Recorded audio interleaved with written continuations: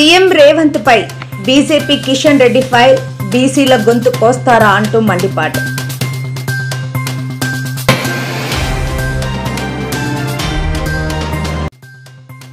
AP మద్యం case అరెస్టులపై Sajjala సంచలన వ్యాఖ్యలు. సినిమాలో మాదిరిగా కథ అల్లారని కూటమి ప్రభుత్వంపై మండిపాటు.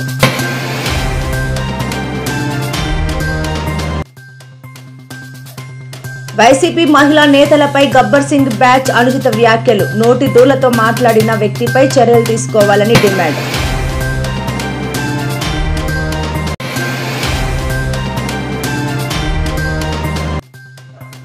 ఇరవై 24 గంటల్లో అతి భారీ వర్షాలు, తస్మాత్ జాగ్రత్త హెచ్చరించిన వాతావరణ శాఖ అధికారులు.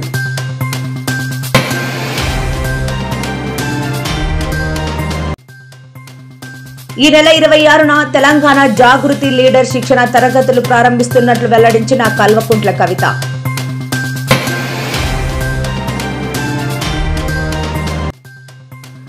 వైసీపీ నేతలపై మండిపడ్డ మంత్రి నారాయణ. రాజధానిపై కావాలని దుష్ప్రచారం, 3 ఏళ్లలో అంతా పూర్తి చేస్తామంటూ వెల్లడి.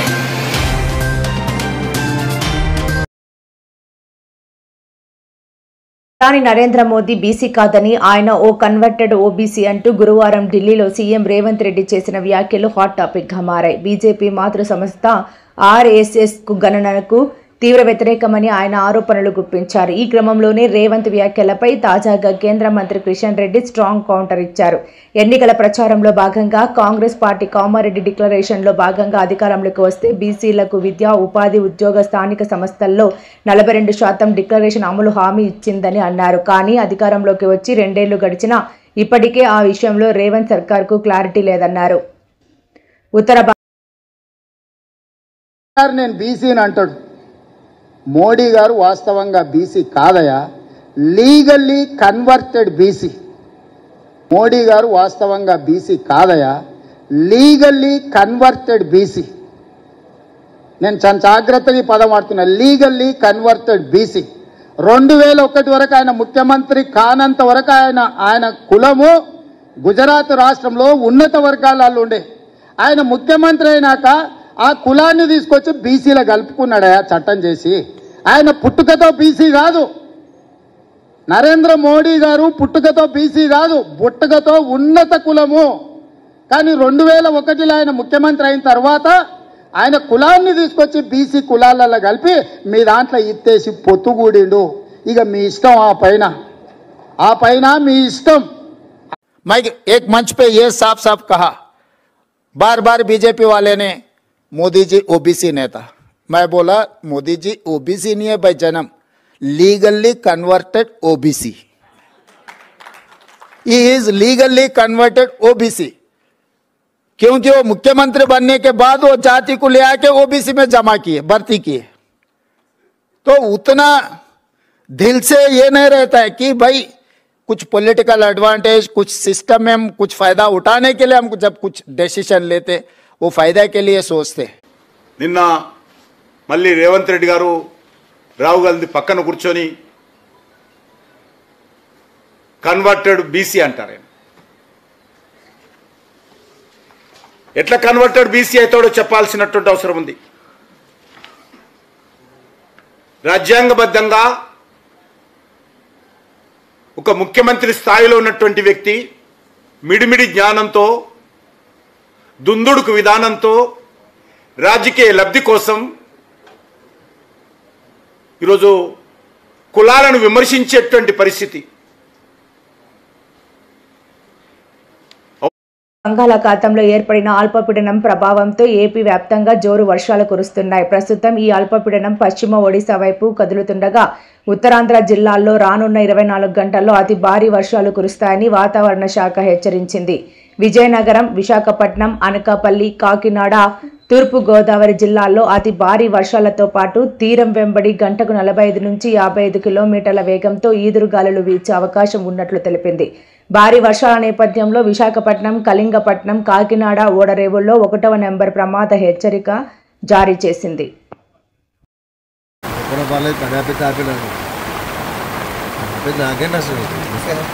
ఇంకా 2 నెలలు అయితే మళ్ళీ తుఫాన్ అయిపోయి మొత్తం వర్షాలు చేసి మళ్ళీ జీరోకి వచ్చేది చెప్పి మళ్ళీ వస్తే మళ్ళీ ఫస్ట్ నుంచి ఎవడొస్తారా వాళ్ళు ఎవరు తింటుంది ఎవడొచ్చినా అదే చేతులకు స్టప్ హోల్డింగ్ అడుగుతారు స్టప్ హోల్డింగ్ అడుగుతారు మంచి స్పీడ్ స్టప్ హోల్డింగ్ కడతారు కదా ఇంటికి పక్కన ఇంటికి కడతారు స్టప్ హోల్డింగ్ కట్టేసి అలా పే చేసుకుంటారు దానికే 10-15 లక్షలు అవుతుంది 10 రోజులకి 15 రోజులకి 4 రోజులకి ఇంటికి కొట్టేసి పెయింట్ లేదు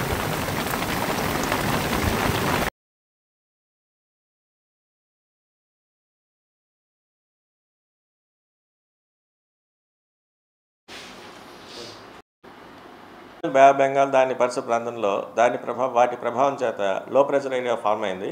అది క్రమేపీ పశ్చిమ వాయువ్స్గా వెళ్తూ west central Bay of Bengal and adjoining north west Bengal అంటే మన కోస్ట్కి దగ్గరలో ఉన్నటువంటి పశ్చిమ మధ్య బంగాళాఖాతం మరియు ఒరిస్సా తీరానికి దగ్గరలో ఉన్నటువంటి వాయు బంగాళ ఎక్కువగా mostly Srikakulam, Vizianagaram, Visakhapatnam, Anakapalli, Kakinada, Konaseema, east Godavari, west Godavari ఈ జిల్లాల్లో అయితే భారీ వర్షం వచ్చినాం. నెక్స్ట్ కమింగ్ 24 అవర్స్ వరకు ఇస్తున్నాం. అలాగే నెక్స్ట్ 48 అవర్స్ వరకు కూడా భారీ నుంచి అతి భారీ వర్షాలు కూడా మన ఉత్తరాంధ్ర జిల్లా అలాగే 1-2 జిల్లాలు ఉన్నటువంటి దక్షిణ కోస్తా జిల్లాలో కూడా మనం ఫోర్కాస్ట్ ఇస్తున్నాం.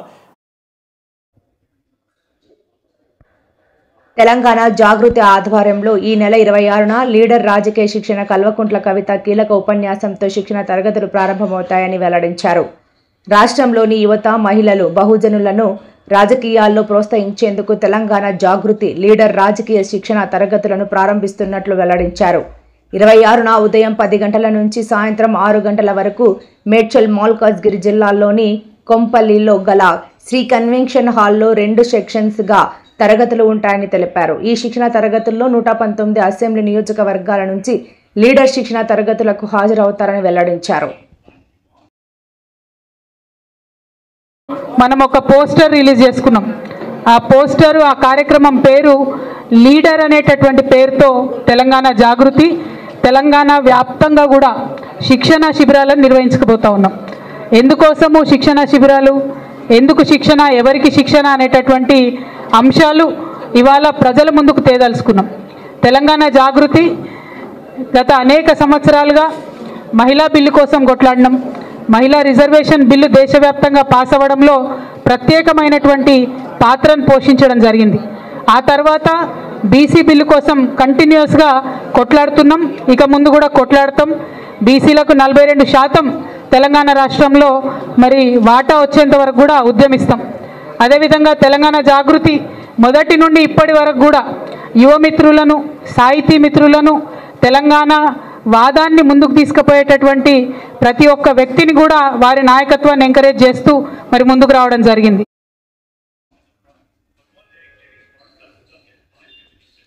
ఏపీ మద్యం కేసులో వైసీపీ నేతలు వరుసగా అరెస్టు కావడం, త్వరలోనే అసలు సూత్రధారి కూడా జైలుకు వెళతారని కూటమి నేతలు అంటున్న నేపథ్యంలో గత ప్రభుత్వ సలహాదారు వైసీపీ నేత సజ్జల రామకృష్ణారెడ్డి సంచలన వ్యాఖ్యలు చేశారు. సినిమాలో మాదిరిగా కథ అల్లారని, కాకపోతే లింకు లేదని సజ్జల ఎద్దేవా చేశారు. ముందే క్లైమాక్స్ రాశారని, ఓపెనింగ్ ఏంటనేది చెప్పలేదన్నారు. అసలు తప్పు ఎక్కడ జరిగిందో చెప్పలేదని, అక్రమంగా కేసులు పెడుతున్నారని మండిపడ్డారు. పాలసీ మార్చితే అవినీతి ఎలా అవుతుందన్నారు. ప్రైవేట్ దుకాణాల్లో లిక్కర్ అమ్మితే అక్కడి ఖచ్చితంగా అవినీతి జరుగుతుందన్నారు. ప్రకారం 2 ప్రధానమైన ప్రెమైస్ మీద, బేసిస్ మీద పోతున్నారు. ఒకటి, పాలసీ గవర్నమెంట్ షాపులకు మార్చడంలో ఫస్ట్ కుంభకోణానికి అక్కడ తెరబడింది.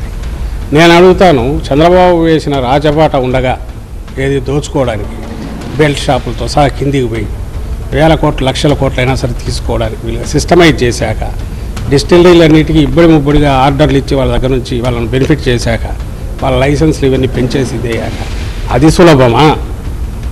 అట్లా కాకుండా ఇవి తీసేసి అకౌంట్ ఫార్ చేయాల్సిన గవర్నమెంట్ షాపుల నుంచి వాటి నుంచి వస్తుంది అనుకోవడం సులభమా?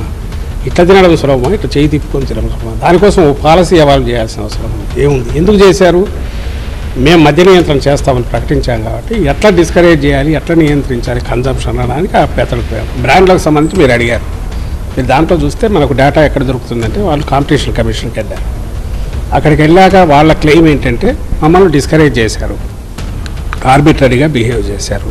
ఏది బెవరేజ్ కార్పొరేషన్ పేమెంట్స్ డిలే చేశారు. పేమెంట్స్ అంతకుముందు మాకు డిపో దగ్గర వచ్చేవి, ఇప్పుడు కింద అమ్ముడు పోయినాకనే ఇస్తామన్నారు. ఇవన్నీ దేని వల్ల వచ్చాయి? సిస్టమ్ కింద రిటైలింగ్ ఎప్పుడైతే మారిందో, అంతకుముందు డిపో స్థాయిలోనే వీళ్ళు ఎవరు మన ప్రైవేట్ బిజినెస్ మ్యాన్ రిటైలర్స్ కొనుక్కోబోయేవాడు, అంటే డబ్బు అక్కడికే వచ్చేది. ఆ అమౌంట్ వీళ్ళు పాస్ ఆన్ చేయడానికి అవకాశం ఉండేది. గవర్నమెంట్ అయిన తర్వాత గవర్నమెంట్ యాక్టెడ్ లైక్ ఏ ఫెసిలిటేటర్ కింద రోల్ అన్నాక, కింద సేల్ అయినాక అది తీసి ఇవ్వడం మొదలుపెట్టింది. ఈ డిలే ఎందుకు జరిగిందంటే గవర్నమెంట్ డెసిషన్ కాదు, సిస్టమ్ మారడం వల్ల వచ్చింది. అలాగే మాన్యువల్ సిస్టమ్కు ఆర్డర్ ఫర్ సప్లై ఆర్డర్లు ప్లేస్ చేస్తున్నారంటే ఈ కొత్త సిస్టమ్ ఆటోమేటిక్గా పెట్టడానికి కుదరదు కాబట్టి ఇండెంట్ తీసుకొని చేశారు. అంతకుముందు కూడా ఇండెంట్ తీసుకునేవారు. క్వశ్చన్ వచ్చి వాళ్ళు పెట్టిన ఇండెంట్ ఏదైతే ఉందో, మేము ఇంత సప్లై చేస్తామంటే మీరు అంత వద్దు ఇంత తక్కువ చేయండి అని అంటే అది కార్పొరేషన్ తప్పు, అంటే వాళ్ళు డిస్కరేజ్ చేస్తుంది. వాళ్ళు ఎంత అడిగితే అంత ఇచ్చారు. మరి ఎక్కడ డిస్కరేజ్ చేసిందంటే ఫోన్లు చేసి మీరు తక్కువ ఇండెంట్ పెట్టండి అని అడిగారు అని అంటారు. Does it stand? ఎక్కడైనా నిలబడుతుందా? దే ఆర్ బిగ్ ఎంటిటీస్, వాళ్ళు రాయొచ్చుగా మీరు ఇట్లా అడుగుతున్నారని. ఏపీలో వాళ్లకు ఎంకరేజింగ్ వాతావరణం కనపడలే, డిస్కరేజింగ్ వాతావరణం కనపడింది. పేమెంట్ డిలే అవుతుంది. పేమెంట్ డిలే కావడానికి కాన్షియస్గా కాదు, కొత్త బ్రాండ్ కూడా అంతే డిలే అయింది. కొత్త బ్రాండ్స్కి ముందు ఇచ్చింది లేదు. ఎందుకంటే నేను చెప్పిన రీజన్, గవర్నమెంట్ తన పాకెట్లోంచి ఎందుకు ఇస్తుంది? సేల్ అయిన తర్వాత ఇస్తుంది. అంతకుముందు ప్రైవేట్ వ్యాపారి తీసుకుపోయేవాడు, ముందే వచ్చేది. ఇప్పుడు కస్టమర్ కొంటే తప్ప రావట్లా, అందువల్ల డిలే అయింది.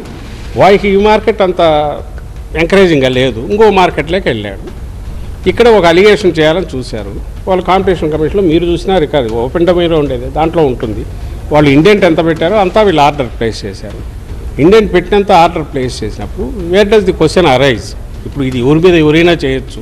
నేనేమంటున్నా, చంద్రబాబు నాయుడు గారికి సంబంధించి మాకు పక్కా ఆధారాలు ఉన్నాయి కేసు పెట్టడానికి. ఏమని?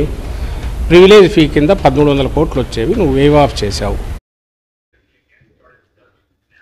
ఏపీ రాజధాని నగరం అమరావతి నిర్మాణ పనులు ముందుకు సాగడం లేదని వైసీపీ నేతలు కావాలని దుష్ప్రచారం చేస్తున్నారని, ఈ ప్రచారాలను నమ్మొద్దని మంత్రి నారాయణ అన్నారు. శుక్రవారం ఆయన రాజధానిలో పర్యటించి ప్రభుత్వ భవనాల నిర్మాణ పనులను, నేలపాడులో నిర్మాణంలో ఉన్న గెజిటెడ్, నాన్ గెజిటెడ్ అధికారుల క్వార్టర్ల పనులను పరిశీలించారు. అమరావతి ప్రాంతంలో చేపట్టిన నిర్మాణాలను 3 ఏళ్లలో 100% పూర్తి చేస్తామన్నారు. వచ్చే ఏడాది మార్చి నాటికి 4000 ప్లాట్ల నిర్మాణం పూర్తవుతుందని తెలిపారు. అలాగే రైతులకు ఇచ్చే రిటర్నబుల్ ప్లాట్స్ లోను వర్షాలు తగ్గిన అనంతరం మౌలిక వసతుల పనులను ప్రారంభిస్తామని స్పష్టం చేశారు. ఎవరైతే అన్నదమ్ములు ఇద్దరు కొట్టుకొని కోర్టుకు పోయిండారు ఇవాళ, ఏదైతే కృష్ణానదిలో ల్యాండ్ మెర్జ్ అయిపోయిందో, ల్యాండ్ లేదు అక్కడ, వాటికి ఇవ్వలేదు. అదే విధంగా 2 గ్రామాల్లో ల్యాండ్ వాళ్ళు ఇచ్చారు, పూర్తిగా ఇవ్వాల, కొద్దిమంది ఇచ్చారు. వాళ్ళకి తిరిగి ల్యాండ్ ఇవ్వాలంటే పెనుబాక, ఉండవల్లి గ్రామాల్లో ల్యాండ్ కొంత ఇచ్చారు. మినిస్టర్ల సబ్ కమిటీని డిస్కస్ చేయమన్నారు. ఇవన్నీ కూడా 2-3 రోజుల్లో మినిస్టర్ల సబ్ కమిటీకి సబ్మిట్ చేసి నెక్స్ట్ క్యాబినెట్ తీసుకురావడం జరుగుతుంది. చంద్రబాబు నాయుడు ఒకటి చెప్తాను చెప్పండి, ప్రతిదీ తనే కనిపెట్టాను అంటుంటాడు. సైబరాబాద్ నేనే అంటాడు, ఆర్టిఫిషియల్ ఇంటెలిజెన్స్ అంటాడు, ఇంకో ఏదేదో వ్యాలీస్ చెప్తున్నాడు, క్వాంటమ్ వ్యాలీ అంటున్నాడు. నాకు తెలిసి అమరావతిలో ఏ వ్యాలీ ఉండదు, ఉండేది ఒకటే వ్యాలీ, అది ఆక్వా వ్యాలీ. ఆక్వా వ్యాలీ మాత్రం సక్సెస్ఫుల్గా ఉంటుంది. మనము ఏదైనా కానుంటే ఈ చిన్న చేపలను తీసుకొని వచ్చి అక్కడ చేపల పెంపకం చేస్తే డెఫినెట్గా మంచి రిజల్ట్స్ వస్తాయని చెప్పేసి నేను అనుకుంటున్నాను. అంతకు మించి ఆ అమరావతి అనే ఇతను పెట్టిన దీంట్లో ఎటువంటిది కూడా పురోగతి ఉండదు. ఓన్లీ పురోగతి ఏదైనా ఉంది అంటే మాత్రం ఫిషరీస్ మాత్రం బాగా డెవలప్ అవుతాయి. కాలమ్స్ అక్కడ 2 ఉన్నాయి సార్, ఇక్కడ 2 ఉన్నాయి సార్. ఇప్పుడు ఈ 2 ఒక రౌండ్ వేస్తే అయిపోతాయి సార్. నెక్స్ట్ ఈ వీక్ తర్వాత ఇవి కూడా అక్కడికి వెళ్ళిపోతాయి కదా సార్. 4 సెట్లు అవుతాయి. 4 సెట్లు అయితే మాక్సిమం ఒక 1 వీక్ లో అవి కూడా కాలమ్స్ అయిపోతాయి సార్. కంటిన్యూ కాలమ్స్ ఇబ్బంది లేదు సార్. కాలమ్స్ అంతా అక్కడ సార్ ఫస్ట్ ఫ్లోర్ అయితే ఒక నెక్స్ట్ మంత్ 25th సార్. ఎందుకంటే నెక్స్ట్ మంత్ 20 చేసే వర్క్ కాలమ్స్ అక్కడ 2 ఉన్నాయి సార్, ఇక్కడ 2 ఉన్నాయి సార్. ఇప్పుడు ఈ 2 ఒక రౌండ్ వేస్తే అయిపోతాయి సార్. నెక్స్ట్ ఈ వీక్ తర్వాత ఇవి కూడా అక్కడికి వెళ్ళిపోతాయి కదా సార్. 4 సెట్లు అవుతాయి. 4 సెట్లు అయితే మాక్సిమం ఒక 1 వీక్ లో అవి కూడా కాలమ్స్ అయిపోతాయి సార్. కంటిన్యూ కాలమ్స్ ఇబ్బంది లేదు సార్. కాలమ్స్ అంతా అక్కడ సార్ ఫస్ట్ ఫ్లోర్ అయితే ఒక నెక్స్ట్ మంత్ 25th సార్. ఎందుకంటే నెక్స్ట్ మంత్ 20 చేసే వర్క్ జాబులు చేస్తారు.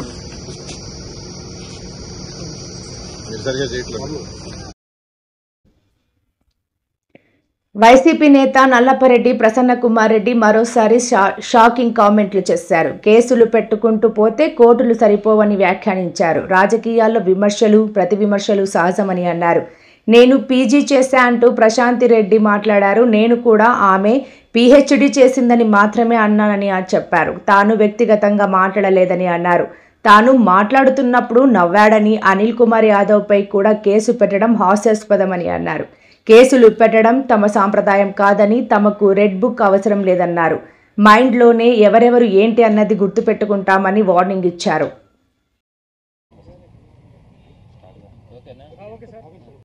ఇంతకన్నా నేను ఎక్కువ మాట్లాడకూడదు.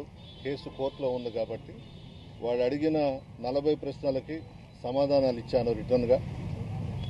సార్, మీరు చేసినటువంటి విమర్శ అనేది రాజకీయ విమర్శ కాదు, వ్యక్తిగత విమర్శ. అదేవిధంగా మహిళల మనోభావాలు దెబ్బతీసే విధంగా ఉన్నాయని చెప్పి ఇటు అదే వాళ్ళు ద్వంద్వ అర్థాలు తీసుకున్నారు, అపార్థం చేసుకున్నారు. మేమైతే ఆమె గురించి నేను మాట్లాడలేదు. మొట్టమొదటిగా బుచ్చిరెడ్డిపాళెంలో ప్రశాంతి రెడ్డి గారే పీజీలో నేను ఏదేదో చేశానని మాట్లాడారు. దానికి సంబంధించి నేను కూడా ఆమె ఏమైతే మాట్లాడిందో పీహెచ్డీలో మీరు పలాంది చేశారని చెప్పానే తప్ప వ్యక్తిగతంగా ప్రశాంత్ రెడ్డి గారి గురించి మాత్రం నేను మాట్లాడలేదు. అదే మాటకు కట్టుబడి ఉన్నాను అని అంటే ఆమె పీజీలో నేను ఏదేదో చేశానని చెప్పింది. ఆ డయాస్ మీద పీహెచ్డీలో మీరు పలాంది చేశారని చెప్పినారు. దానికి కట్టుబడి ఉన్నాను. కోర్టులో ఉంది, ఇంతకన్నా మాట్లాడొద్దని చెప్పి అన్నారు లాయర్స్. ఇప్పటికే మరో మాజీ మంత్రి అనిల్ కుమార్ యాదవ్ గారు కూడా నోటీసులు ఇచ్చారు. ఎంత దూరం పోతున్నారు? ఏం లేదు, వాళ్ళని కూడా 5 డయాస్ మీద ఉండి నవ్వినారనో చప్పట్లు కొట్టారనో పెట్టినట్టున్నారు. ఇది హాస్యాస్పదం. ఈ మధ్యనే తెలంగాణ హైకోర్టు, విజయవాడ హైకోర్టు కూడా ఆ లాయర్లు అక్కడ నవ్వినారనేదో కేసు వేస్తే జడ్జెస్ మాట్లాడారు. మేము కూడా ఆర్గ్యుమెంట్స్లో నవ్వుకుంటుంటాము, మా మీద కూడా కేసు పెడతారా అని వాళ్ళు కూడా నవ్వుతూ మాట్లాడారు. అట్లా ఉంటుంది. ఈ విధంగా ఈరోజు 5 పెట్టడం కూడా 5 వస్తారు, వాళ్ళు చెప్పాల్సింది చెప్తారు.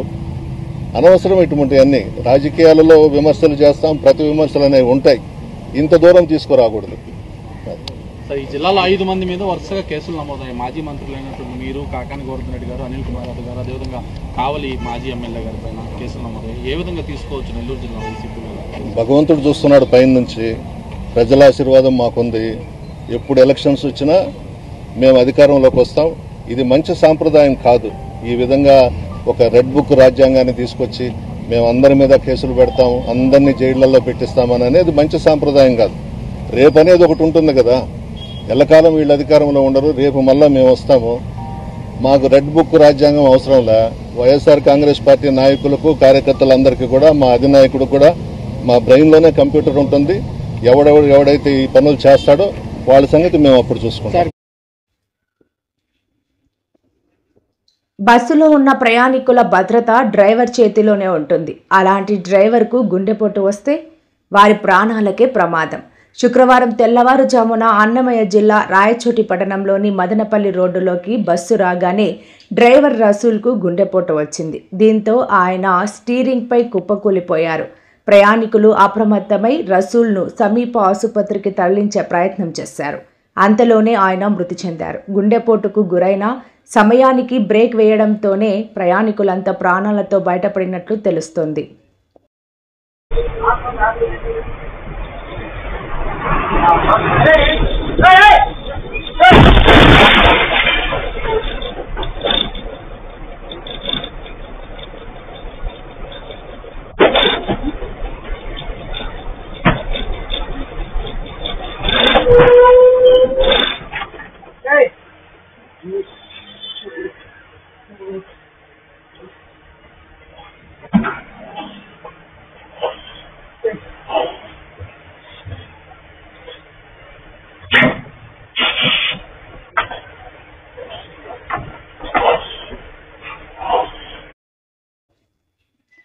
సీఎం రేవంత్ రెడ్డి గొంతులో వీరమల్లు దిగింది అంటూ ప్రముఖ రచయిత ఎమ్మెల్సీ దేశపతి శ్రీనివాస్ అన్నారు. సినిమా విడుదల సమయంలో టికెట్ ధరలను పెంచడానికి వీల్లేదని రేవంత్ రెడ్డి అన్నారని, హరిహర వీరమల్లు అనగానే పెంచుకోవచ్చని ఎద్దేవా చేశారు.